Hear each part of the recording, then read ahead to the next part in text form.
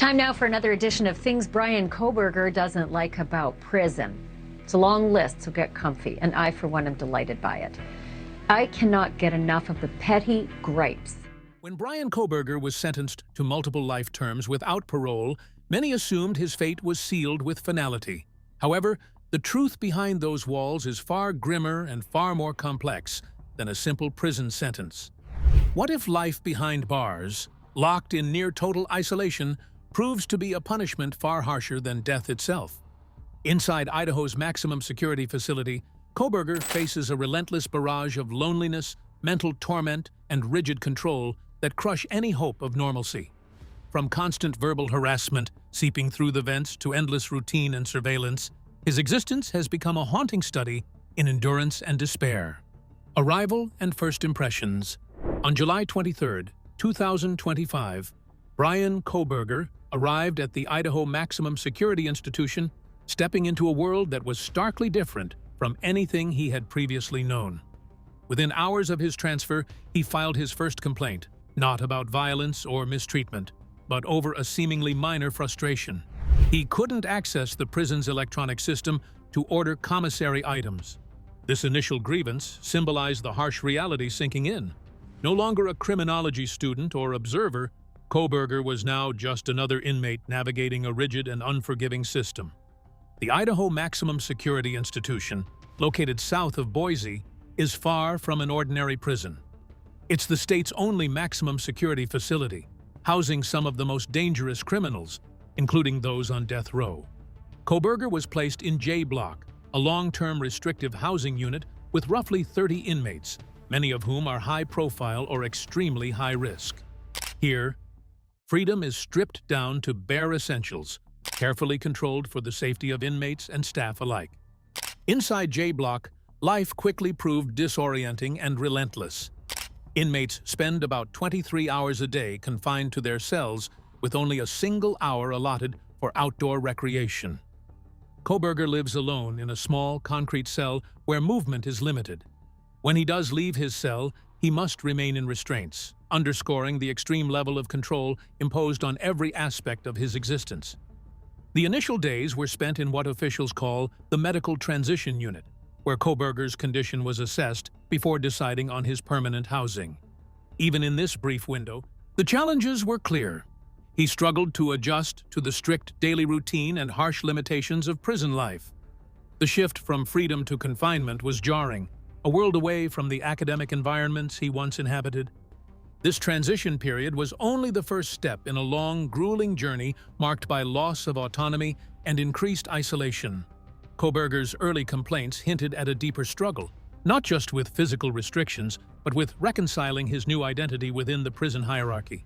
Each passing day chipped away at his former self, replacing it with the stark realities of incarceration. Though outwardly quiet, the tension inside JBlock was palpable. Kohberger's arrival unsettled the unit, as inmates and staff alike sized up the new presence.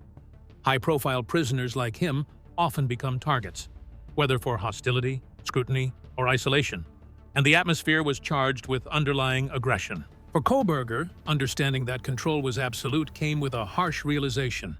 His life, once marked by relative freedom and intellectual pursuits, now revolved around schedules, restrictions, and surveillance. Even small privileges became hard-won battles in a world designed to minimize personal power. As the days wore on, Kohberger found himself disoriented not only by physical confinement, but by the relentless mental pressure that came from being trapped in a system designed to break spirits. This initial phase was just the opening chapter of a sentence that would test every ounce of his endurance and resilience. The shift from arrival to daily life inside the unit revealed the depth of Kohberger's challenge, a challenge that extended well beyond concrete walls and barred doors. The harsh reality of JBlock. JBlock in the Idaho Maximum Security Institution is kind of one of the most restrictive prison environments in the state, and Kohberger's new home really does seem to match that harshness in every little part. His cell is this small, bare concrete box where he ends up spending almost all of his time. Shower privileges are only allowed every other day, and recreation lasts just one single hour outside, usually with intense supervision and inside a tight area that's hemmed in by fencing. Personal privacy is basically non-existent. The day-to-day routine inside JBlock feels brutal, not because it's loud, but because it's the same thing over and over again. Each movement is controlled, watched, and logged, so the inmate's life becomes like a routine sequence of little rituals ordered by prison staff. For Kohberger, everything is tied to rigid schedules for meals, showers, outdoor exercise, and even the limited social interaction. The whole world shrinks more too, since he stays confined alone, with no contact permitted except through tightly managed communication methods that are routed and monitored. Mental strain more or less replaced physical confinement when Kohberger finally had to face the psychological toll of being alone. For a while, the cell felt quiet, but that quiet didn't last, because the silence was soon cracked open by an ongoing stream of sound from other inmates, shouts, insults, and taunts slipping through the ventilation system.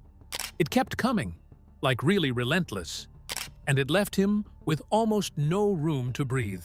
So, instead of relief, the whole place became a steady pressure cooker for the mind.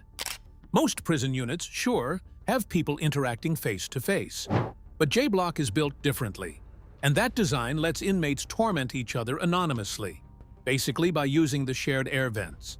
Kohberger said it felt like minute-to-minute harassment, a constant hit to his mental health. Not just noise, but an unending assault. He filed complaints, yet officials either couldn't identify anyone or they simply didn't want to. So the harassment never got stopped, and his distress stayed there, unchanged. And it wasn't only the shouting. The disruptions kept expanding. Some inmates, for example, caused trouble by flooding their cells, creating a sort of deliberate commotion meant to throw the unit off balance and unsettle Kohberger's already fragile adjustment. He asked for a transfer to a quieter block, but that was denied, which only made his sense of powerlessness grow. Prison management described JBlock as a generally calm area, and they told him to wait it out rather than move him.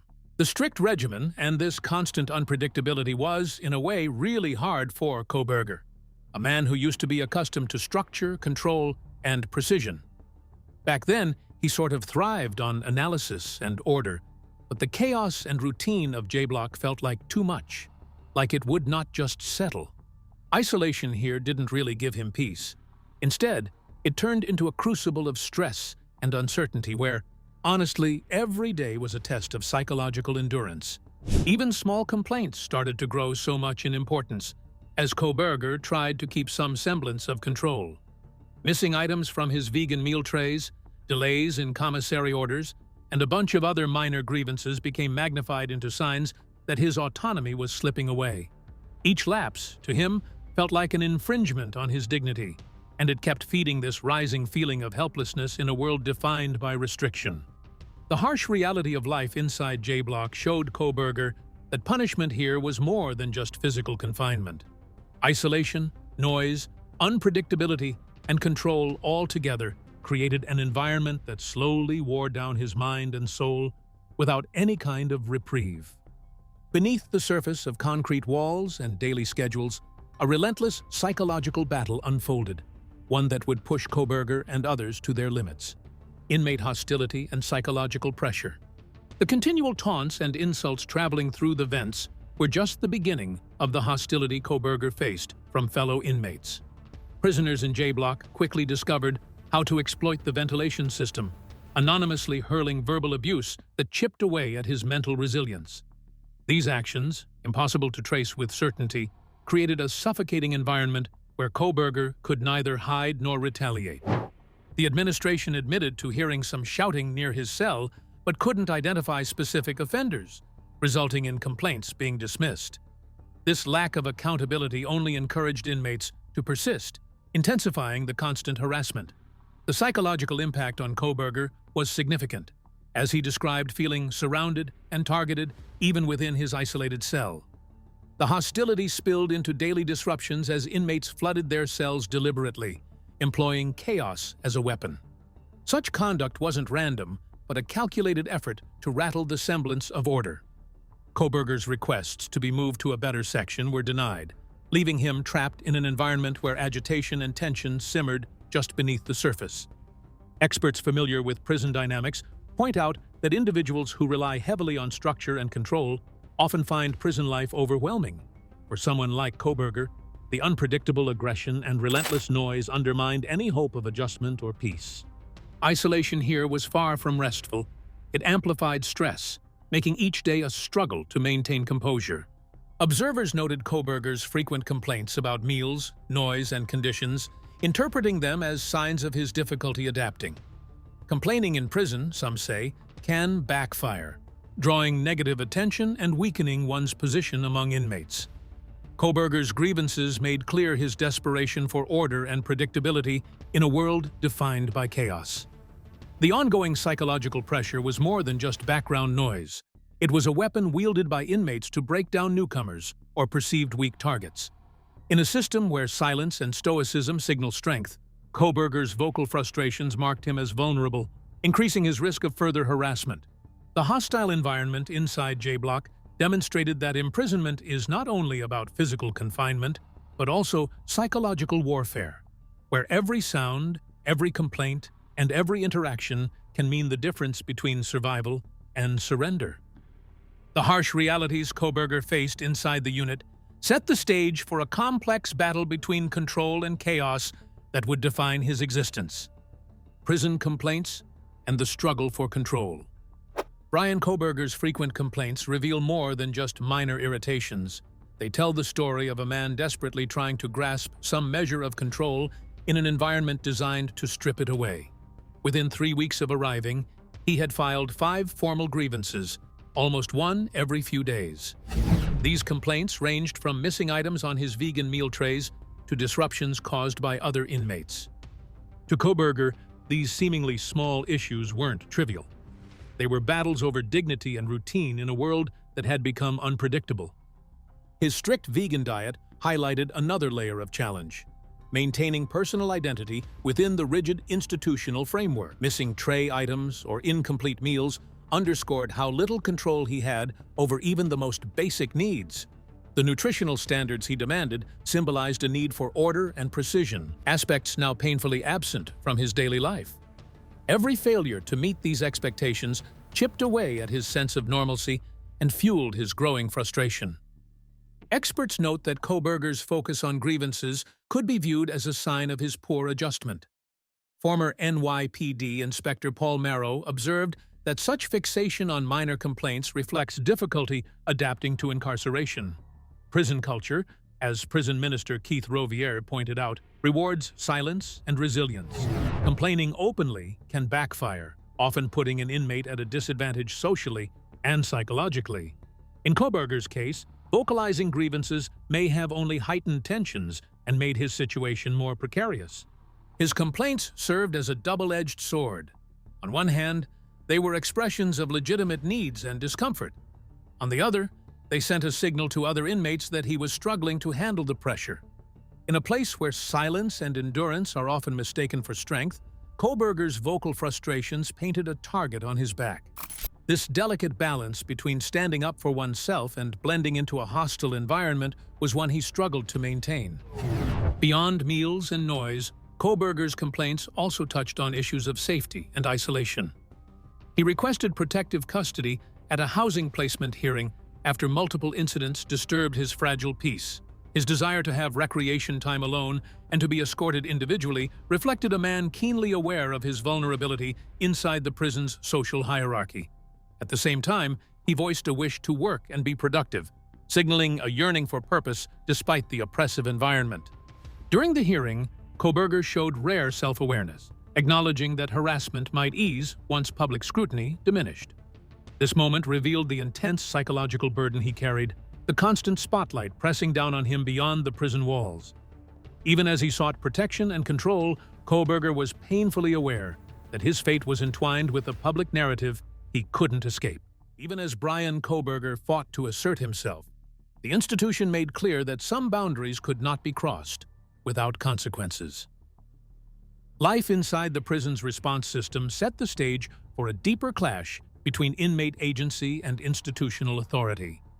The institutional response and housing decisions. When Bryan Kohberger formally requested protective custody, the prison's three-member housing committee faced a difficult decision balancing his safety, institutional order, and other inmates' needs. The hearing on August 12th, just weeks into his sentence, revealed the complexity behind placing a high-profile inmate within a maximum security setting. While Kohberger sought relief from harassment and chaos, officials ultimately chose to keep him in administrative segregation, citing safety concerns for both staff and prisoners.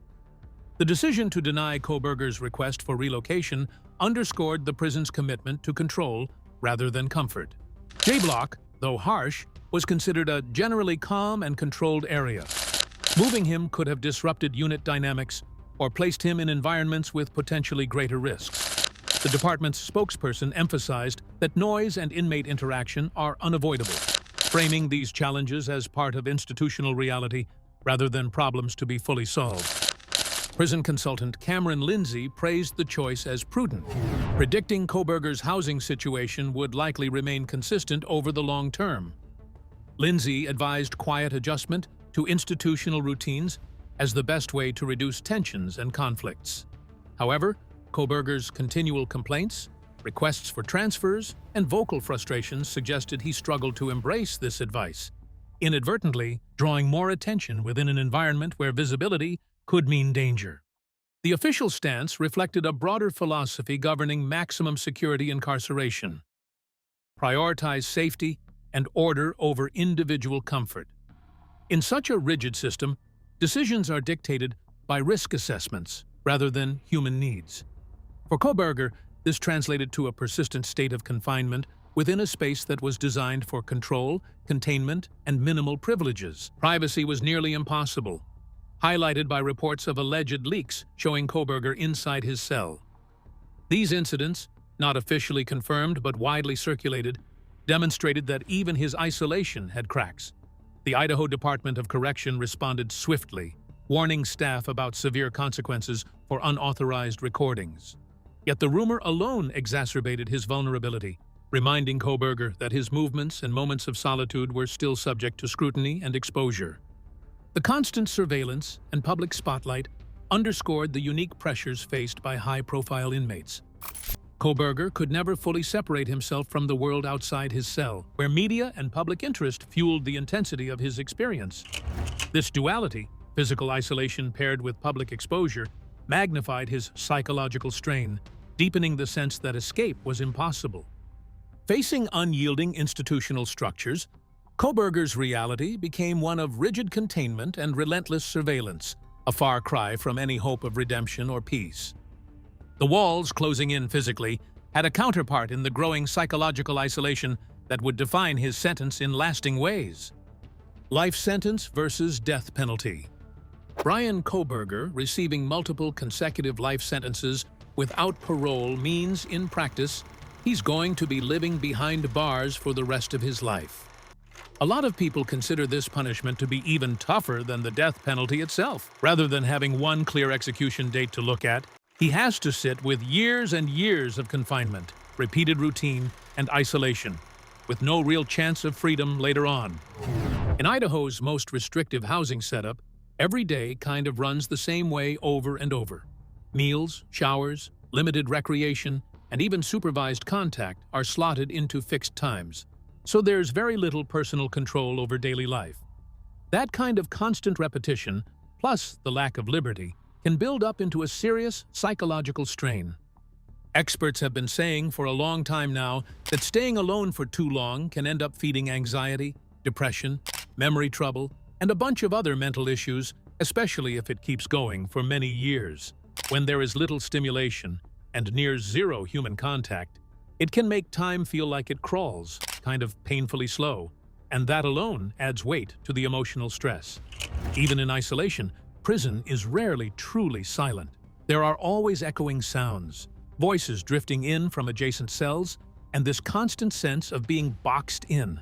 Those things can end up being daily little reminders of where an inmate really is. And honestly, every part of life, getting to move around, phone calls, even video privileges, gets handled by prison rules and staff, which just reinforces this steady loss of personal autonomy. At sentencing, several victims' families said they wanted Kohberger to carry the consequences of his actions for the rest of his life. His sentence makes that happen exactly, not by ending things quickly, but by keeping him confined for a lifetime, with a rigid routine and the knowledge that he will never, ever walk out. For many people watching, that kind of permanence is one of the harshest types of punishment the justice system can deliver. Bryan Kohberger's story is a haunting reminder of how the justice system exacts punishment beyond physical captivity through relentless isolation and psychological pressure. Life in extreme confinement shows how time itself can become a form of suffering. If you found this deep dive revealing, please like and subscribe for more true crime insights. Share your thoughts below. Do you think life sentences like this are worse than